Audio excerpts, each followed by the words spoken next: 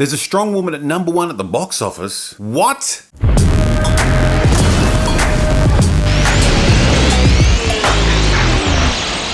So I saw a film that I had no interest in seeing. Alita, Battle Angel. Now, why after seeing the trailer would I not want to see this big-eyed freak? Because I've already got bad memories.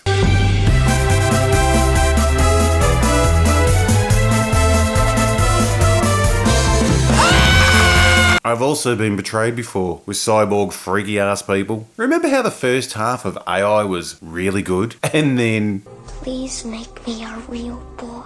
Oh, I bet he's still cute now though.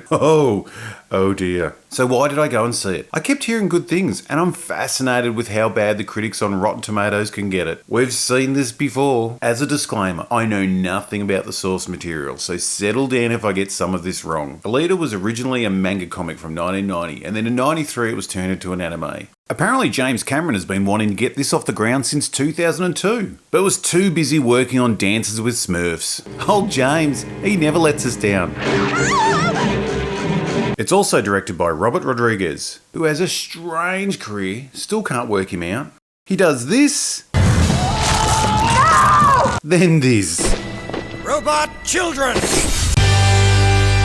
So we're in the future, and after a large war we are left with a shitty city under a beautiful city. Our friendly doctor finds the head of a cyborg and rebuilds her. She's mostly machine, but still has a human 300-year-old brain. And yes, she can fight. Visually the movie looks great, and there is some terrific world building. Though I have seen some people complaining the city looks a bit too fairy tale compared to the anime. It does have a certain Wall-E feel to it. The effects are done extremely well, which in this day and age should go without saying. But then you remember something like the Black Panther fight and you realise, yeah, they can still fuck it up.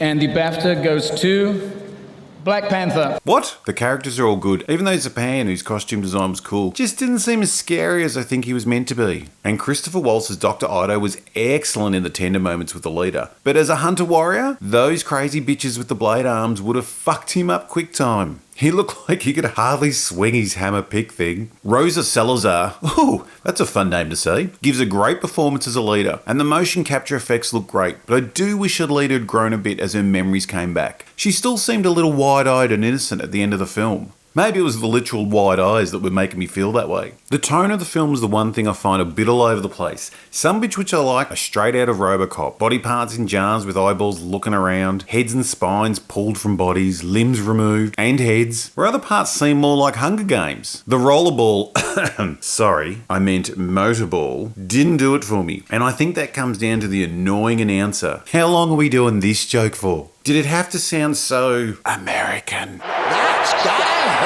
I've watched part of the anime since seeing the movie. Definitely worth a watch, and as far as I can tell, they don't have the motorball, and it's better for it. Spoiler, Edward Norton got his easiest paycheck yet. We haven't seen that little done since Mark Hamill turned around in The Force Awakens. Alita is definitely a mixed bag. Part Starlight Express, part RoboCop, a bit of Blade Runner thrown in, and some rollerball. It's definitely fun to watch, and no way should its score on Rotten Tomatoes be that low. And some of those reviews are just disingenuous. Attending the movie should not come with homework assignments, and if a film only works if you study its backstory in advance, there is something terribly wrong. I had no idea what was going on in the story before I walked into that cinema, and I think the world building and explaining quickly what was going on was one of its best features. So yes, I enjoyed it. I feel it's more like an 80s, 90s action movie. It's straight in, no bullshit, and lots of violence. Though, they could have ramped up the violence a bit. You feel the people involved really respected the source material and wanted to bring that to life. And from what I've heard, the manga nerds are happy, and that's a good sign. Yes, the ending is weak. I wouldn't guarantee that second movie, and it would have been better if Alita had made it to Zalem, wherever they're going, the good city, to let us get excited for the next story. But hey, the good far outweighs the bad, and I'd say, go see it. Hey, look at that! I thought all you weirdos were afraid of strong women. Jeez. Now we can all look forward to...